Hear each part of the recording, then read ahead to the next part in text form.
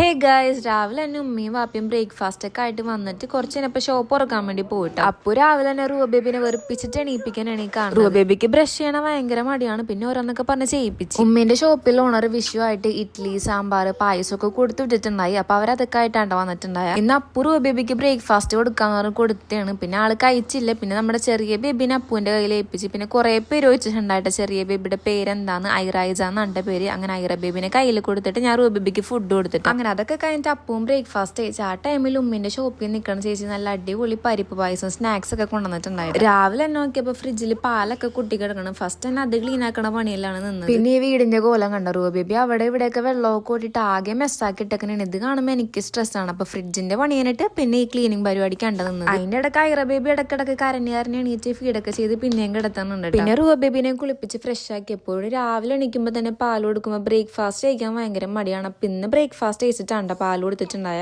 അങ്ങനെ എല്ലാ പണികളും കഴിഞ്ഞ് ഞാൻ 2 ബൗളിൽ എഗ്ഗും കഴിച്ച് കഴിഞ്ഞിട്ടാണ് ഫ്രഷ് ആയത്. അപ്പൊ ഇന്നത്തെ വീഡിയോ ഇത്രേ ഉള്ളൂ.